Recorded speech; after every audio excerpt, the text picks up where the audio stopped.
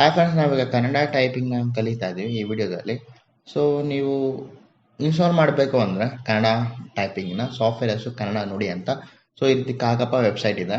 So ಈ ಕಾಗಪ್ಪ website ಮೇಲೆ click ಮಾಡಬೇಕಾಗುತ್ತೆ. ಕ್ಲಿಕ್ ಮಾಡಿದ ನಂತರ ನಿಮಗೆ ಈ ರೀತಿ ತುಂಬ ಆಪ್ಷನ್ಸ್ ಬರುತ್ತೆ. ರೈಟ್ ಸೈಡಲ್ಲಿ ನೀವು ನೋಡ್ಬೋದು ಉಚಿತ ತಂತ್ರಾಂಶಗಳು ಅಂತ ಇದೆ. ಸೊ ಇಲ್ಲೆಲ್ಲ ನಿಮಗೆ ಯಾವ ವರ್ಷನ್ ಬೇಕೋ ಆ ವರ್ಷನ್ ನೀವು ಸೆಲೆಕ್ಟ್ ಮಾಡ್ಬೋದು. ನೀವು ನೋಡ್ಬೋದು ನ್ಯೂ ಅಂತ ಇದೆ. ಬಹುಭಾಷಾ ನುಡಿ 6.5, ನುಡಿ 6.1 ಅಂತ ಇದೆ. ಮತ್ತೆ ಗಾತ್ರ ಕೊಟ್ಟಿದ್ದಾರೆ 3.8 MB ಅಂತ ಕೊಟ್ಟಿದ್ದಾರೆ. ಅದಾದ ನಂತರ ನುಡಿ 5.0, ಅದಾದ್ಮೇಲೆ ಗಾತ್ರನೂ ಕೊಟ್ಟಿದ್ದಾರೆ. ಸೊ ಈ ರೀತಿ ನಿಮಗೆ ಪ್ರತಿಯೊಂದು ಇದೆ. ಆಮೇಲೆ ನುಡಿದು ಫಾಂಟ್ಸ್ ಇದೆ, ಅಂದ್ರೆ ಕನ್ನಡ ಅಕ್ಷರಗಳು ಇದೆ. ಸೊ ಪ್ರತಿಯೊಂದು ಇದೆ.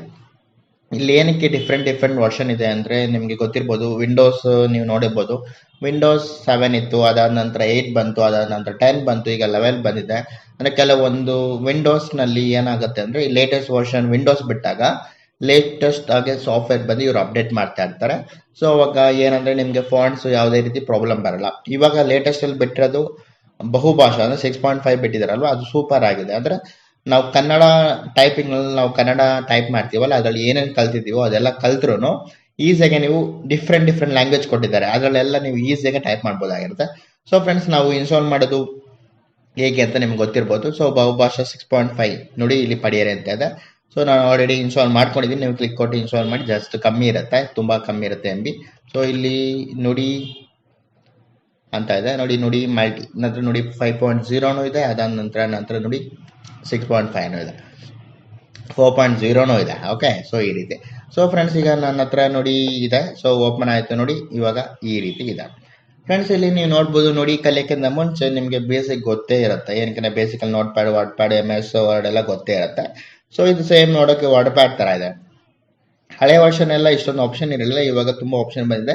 ನಿಮಗೆ ಫಸ್ಟ್ ಆಪ್ಷನ್ ಇಲ್ಲಿ ನೋಡ್ಬೋದು, ನಿಮಗೆ ಸೆಲೆಕ್ಟ್ ಲ್ಯಾಂಗ್ವೇಜ್ ಅಂತ ಇದೆ ನೋಡಿ. ಇಲ್ಲಿ ಸೆಲೆಕ್ಟ್ ಲ್ಯಾಂಗ್ವೇಜಲ್ಲಿ ನಿಮಗೆ ಡಿಫ್ರೆಂಟ್ ಅಸ್ಸಾಮೀಸ್, ಬೆಂಗಾಲೀಸ್, ಗುಜರಾತಿ, ಹಿಂದಿ, ಕನ್ನಡ, ಮಲಯಾಳಂ, ಮರಾಠಿ, ಒರಿಯಾ, ಪಂಜಾಬಿ, ತಮಿಳ್, ತೆಲುಗು, ಇಷ್ಟು ಲ್ಯಾಂಗ್ವೇಜ್ನ ಆ್ಯಡ್ ಮಾಡಿದೆ. ಅಂದರೆ ಇದರಿಂದ ನಮಗೆ ತುಂಬ ಯೂಸ್ ಆಗುತ್ತೆ. ಓಕೆ, ಅಂದರೆ ನಾವು ಬೇರೆ ಕನ್ನಡ ಒಂದು ಕಲಿತ್ರೆ ಸಾಕು, ಪ್ರತಿಯೊಂದು ಭಾಷೆನ ಈಸಿಯಾಗಿ ನಾವು ಟೈಪ್ ಮಾಡ್ಬಿಡ್ಬೋದು. ಆ ರೀತಿ ಬಿಲ್ಡ್ ಮಾಡಿದ್ದಾರೆ ಈ ಸಾಫ್ಟ್ವೇರ್ನ, ತುಂಬ ಸೂಪರ್ ಆಗಿದೆ.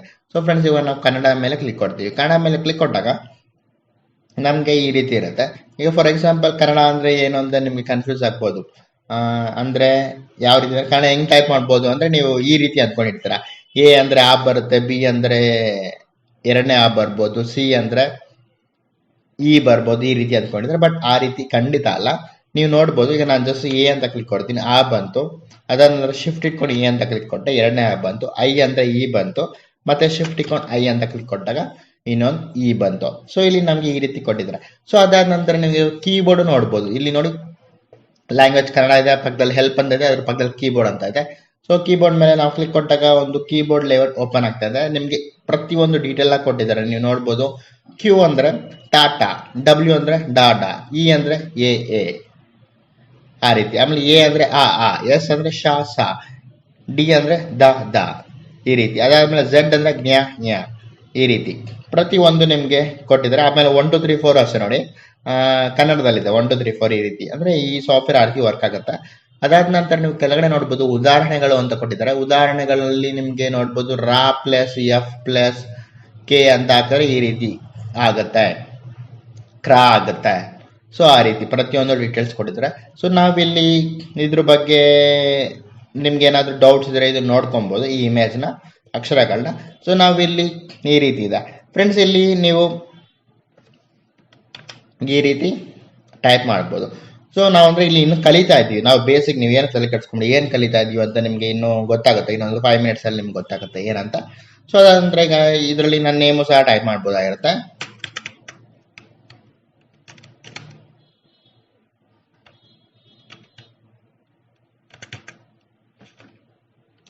ಸೊ ಈ ರೀತಿ ನನ್ನ ನೇಮ್ ಕನ್ನಡದಲ್ಲಿ ನಾನು ಟೈಪ್ ಮಾಡಿದ್ದೀನಿ. ಅದಾದ ನಂತರ ನಾನು ಕನ್ನಡದಲ್ಲಿ ಅದು ಬಿಟ್ಟು ನಾನು ಫಾರ್ ಎಕ್ಸಾಂಪಲ್ ಬೇರೆ ಲ್ಯಾಂಗ್ವೇಜ್ ತೊಗೊಂಡೆ ಅಂದ್ಕೊಳ್ಳಿ, ಈಗ ತೆಲುಗು ತೊಗೊತೀನಿ. ಸೇಮ್ ಕನ್ನಡದಲ್ಲಿ ನಾವು ಏನು ಕಲ್ತಿರ್ತೀವೋ ಅದೇ ಬಟನ್ನ ನಾವು ಟೈಪ್ ಮಾಡಬೇಕಾಗಿರುತ್ತೆ. ಇಲ್ಲಿ ಈ ರೀತಿ ಅದೇ ಬಟನ್ನ. ಫಾರ್ ಎಕ್ಸಾಂಪಲ್ ಇಲ್ಲಿ ಈಗ ಅಷ್ಟೇ ಸೇಮ್ ಅದೇ, ಆಲ್ಮೋಸ್ಟ್ ತೆಲುಗು ಕನ್ನಡ ಒಂದೇ ಥರ ಇರುತ್ತೆ. ಅದಕ್ಕೆ ನಿಮಗೆ ಈಸಿ ಆಗಲಿ ಅಂದರೆ ಈ ಥರ ತೋರಿಸ್ತೆ. ಸೊ ಈ ರೀತಿ ಇದೆ. ಅದಾದ ನಂತರ ಈ ರೀತಿ ನಿಮ್ಗೆ ಯಾವ ಭಾಷೆ ಬೇಕೋ ಆ ಭಾಷೆ ತೊಗೊಬೋದು ಈಸಿಯಾಗಿ. ಓಕೆ, ಬೆಂಗಾಲಿ ಇದೆ, ಅಸ್ಸಾಮೀಸ್ ಇದೆ, ಈ ರೀತಿ ಮಲಯಾಳಂ, ಮರಾಠಿ, ಒರಿಯಾ, ಪಂಜಾಬಿ, ತಮಿಳ್, ತೆಲುಗು ಈ ರೀತಿ ಎಲ್ಲ ಇದೆ. ಸೊ ಎಲ್ಲದರಲ್ಲೂ ಅದೇ ರೀತಿ ನಿಮಗೆ ಇರುತ್ತಾ. ಸೊ ಫ್ರೆಂಡ್ಸ್, ಇಲ್ಲಿ ನಿಮಗೆ ಇದರಲ್ಲಿ ಏನು ಇನ್ನೊಂದು ಇನ್ಫಾರ್ಮೇಶನ್ ಅಂದರೆ, ಫಾರ್ ಎಕ್ಸಾಂಪಲ್ ನಾವು ಈ ಕನ್ನಡ ನುಡಿ ರನ್ನಿಂಗಲ್ಲಿದೆ ಅಂದ್ಕೊಳ್ಳಿ. ರನ್ನಿಂಗಲ್ಲಿದ್ದಾಗ ಏನಾಗುತ್ತೆ ಅಂದರೆ, ನೀವು ಯಾವುದೇ ಸಾಫ್ಟ್ವೇರ್ ಓಪನ್ ಮಾಡಿ, ಯಾವುದೇ ಸಾಫ್ಟ್ವೇರ್ ಓಪನ್ ಮಾಡೋದಲ್ಲ, ನೀವು ಜಸ್ಟ್ ನೋಟ್ ಪ್ಯಾಡಲ್ಲಿ ಫಾರ್ ಎಕ್ಸಾಂಪಲ್ ಈಗ ನಾನು ಮೈನಸ್ ಮಾಡಿ ನಾನು ಒಂದು ನ್ಯೂ ಫೋಲ್ಡರ್ ಕ್ರಿಯೇಟ್ ಮಾಡ್ತೀನಿ. ನ್ಯೂ ಫೋಲ್ಡರ್ ಕ್ರಿಯೇಟ್ ಮಾಡಿದಾಗ ಈಗ ನಾನು ಇಲ್ಲಿ ಟೈಪ್ ಮಾಡಬೇಕು ಅಂದ್ಕೊಳ್ಳಿ. ಓಕೆ, ನಾನಲ್ಲಿ ತೆಲುಗು ಸೆಲೆಕ್ಟ್ ಮಾಡಿದ್ದೀನಿ, ಅದಕ್ಕೆ ತೆಲುಗು ಬರ್ತದೆ. ಕನ್ನಡಗೆ ಹೋಗ್ತೇನೆ, ನಾನಿಲ್ಲಿ ಕನ್ನಡ ಅಂತ ಸೆಲೆಕ್ಟ್ ಮಾಡ್ತೀನಿ.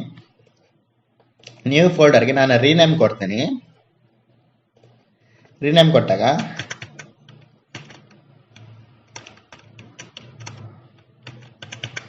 ಈ ರೀತಿ ನೋಡಿ, ನ್ಯೂ ಫೋಲ್ಡರ್ಗೂ ಸಹ ಕನ್ನಡದಲ್ಲೇ ಇದಾಯಿತು, ಟೈಪ್ ಆಯಿತು. ಅದೇ ನಿಮ್ಗೆ ಗೊತ್ತಾಗ್ತಿದಿಲ್ಲ.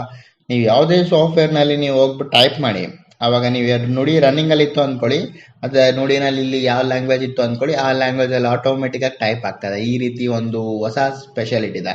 ಈ ಮುಂಚೆ ಹಳೆಯದ್ರಲ್ಲಿ ಏನು ಮಾಡ್ಬೇಕಾದ್ರೆ ನುಡಿ ಡೈರೆಕ್ಟ್ನ ಓಪನ್ ಮಾಡಬೇಕಾಗಿದೆ. ನುಡಿ ಡೈರೆಕ್ಟ್ನ ಓಪನ್ ಮಾಡಿಬಿಟ್ಟು ಇದು ಮಾಡಬೇಕು. ಇದರಲ್ಲಿ ನುಡಿ ಡೈರೆಕ್ಟ್ ಕೊಟ್ಟಿಲ್ಲ, ಡೈರೆಕ್ಟ್ ಈ ಸಾಫ್ಟ್ವೇರ್ ಓಪನ್ ಇತ್ತಾ ನಿಮಗೆ ಬೇರೆ ಸಾಫ್ಟ್ವೇರಲ್ಲಿ ಈಸಿಯಾಗಿ ವರ್ಕ್ ಆಗುತ್ತೆ. ಸೊ ಫ್ರೆಂಡ್ಸ್, ಇಲ್ಲಿ ಈ ರೀತಿ ಇದೆ.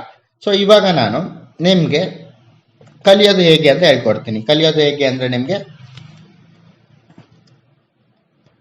ಆ ಇ ಫಸ್ಟಿಂದ ನಾವು ಕಲಿಬೇಕಂದ್ರೆ ಆ ಇ ಇಂದ ಕಲಿಬೇಕಾಗುತ್ತೆ. ಅದನ್ನ ಒಂದು 5 ಟೈಮ್ಸ್ ನೀವು ಕಲೀರಿ. ಓಕೆ, ಅದಾದ ನಂತರ ಕಕ್ಕ, ಕಿಕ್ಕಿ, ಕುಕ್ಕು, ಕ್ರೂ, ಕೆಕ್ಕೆ, ಕುಕ್ಕೋ, ಕಮ್ಮಿ, ಕಹ ಅಂತ ಬರುತ್ತಲ್ಲ, ಆ ರೀತಿ ಪ್ರತಿಯೊಂದು ವರ್ಡ್ಗೂ ನೀವು ಟೈಪ್ ಮಾಡ್ಕೊಂಡು ಹೋಗ್ತಾ ಇರಬೇಕು. ಕಕ್ಕ ಗಗ್ನ್ಯ, ಚಚ ಚಜ್ಜಾನ, ಚಚ ಚಜ್ಜಾನ, ತತ ಚಜ್ಜಾನ, ಇದನ್ನೆಲ್ಲ ಪ್ರತಿಯೊಂದು ನೀವು ಲೈನಿಂಗ್ ಮಾಡ್ಕೊಂಡು ಹೋಗ್ಬೇಕು. ಅದಾದ ನಂತರ ನ್ಯೂಸ್ ಪೇಪರು ಅಥವಾ ಕನ್ನಡ ಟೆಕ್ಸ್ಟ್ ಬುಕ್ ಅಥವಾ ಕನ್ನಡ ನ್ಯೂಸ್ ಪೇಪರ್ ತಗೊಂಡು ಒಂದೊಂದೇ ಪ್ಯಾರನ್ನ ನೀವು ಟೈಪ್ ಮಾಡೋಕ್ಕೆ ಸ್ಟಾರ್ಟ್ ಮಾಡಿ. ಅವಾಗ ನಿಮ್ಗೆ ಗೊತ್ತಾಗುತ್ತೆ, ಏನಕ್ಕೆ ಇದೆಲ್ಲನೂ ನೀವು ಟೈಪ್ ಮಾಡಿರ್ತೀರ. ಸೊ ಅವಾಗ ನಿಮಗೆ ಏನೇನಿದೆ ಅಂತ ಗೊತ್ತಾಗುತ್ತೆ. ನಾನು ಜಸ್ಟ್ ಇನ್ನು ಎಕ್ಸಾಂಪಲ್ ಕೊಡ್ತೇನೆ, ನೀವೇನು ಕಲ್ತಿಲ್ಲ, ಜಸ್ಟ್ ಎಕ್ಸಾಂಪಲ್ ಕೊಡ್ತಾ ಇದ್ದೀನಿ ನಿಮಗೆ. ಅದಾದ ನಂತರ ಈ ರೀತಿ ನೀವು ಮಾಡಬೇಕು, ಟೈಪ್ ಮಾಡಬೇಕು. ಅವಾಗ ನಿಮಗೆ ಡೌಟ್ಸ್ ಬರುತ್ತೆ. ನೀವು ಎಲ್ಲಿವರೆಗೂ ಕಲಿತೀರೋ ಅಲ್ಲಿವರೆಗೂ ನಿಮಗೆ ಡೌಟ್ಸ್ ಬರಲ್ಲ. ಯಾವಾಗ ನೀವು ನ್ಯೂಸ್ ಪೇಪರ್ ಅಥವಾ ಟೆಕ್ಸ್ಟ್ ಬುಕ್ನ ಟೈಪ್ ಮಾಡೋಕ್ಕೆ ಸ್ಟಾರ್ಟ್ ಮಾಡ್ತೀರೋ ಅವಾಗ ನಿಮಗೆ ಡೌಟ್ಸ್ ಬರುತ್ತೆ. ಏನಕ್ಕೆ ಕೆಲವೊಂದು ಒತ್ತುನ ನಾವು ಹೇಗೆ ಟೈಪ್ ಮಾಡಬೇಕು ಅಂತ ನಮ್ಗೆ ಗೊತ್ತಾಗಲ್ಲ.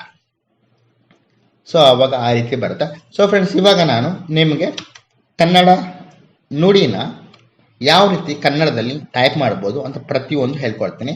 ಸೊ ಇವಾಗ ಫ್ರೆಂಡ್ಸ್, ನಾನು ಕಮೆಂಟ್ ಬಾಕ್ಸಲ್ಲಿ ಒಂದು ಲಿಂಕ್ ಆಗಿದ್ದೀನಿ ನೋಡಿ. ಅಂದರೆ ನನ್ನ ಓಲ್ಡರ್ ವರ್ಷನ್ ಅಂದರೆ ನಾನಾಗ 4.0 ಮಾಡಿದಾಗ ಅಂದರೆ ಏನು ಇಂಗ್ಲೀಷ್ ವರ್ಡ್ ಯೂಸ್ ಮಾಡಬೇಕು, ಎರಡನೇ ಹಾಗೆ ಏನು ಇಂಗ್ಲೀಷ್ ವರ್ಡ್ ಯೂಸ್ ಮಾಡಬೇಕು, ಹೀಗೆ ಏನು ಇಂಗ್ಲೀಷ್ ಯೂಸ್ ಮಾಡಬೇಕು, ಆ ರೀತಿ ಪ್ರತಿಯೊಂದು A to Z ಡೀಟೇಲ್ ಆಗಿ ನಾನು ಕೊಟ್ಟಿದ್ದೀನಿ. ಅದು ಕಮೆಂಟ್ ಬಾಕ್ಸಲ್ಲಿ ಲಿಂಕ್ ಆಗಿದ್ದೀನಿ.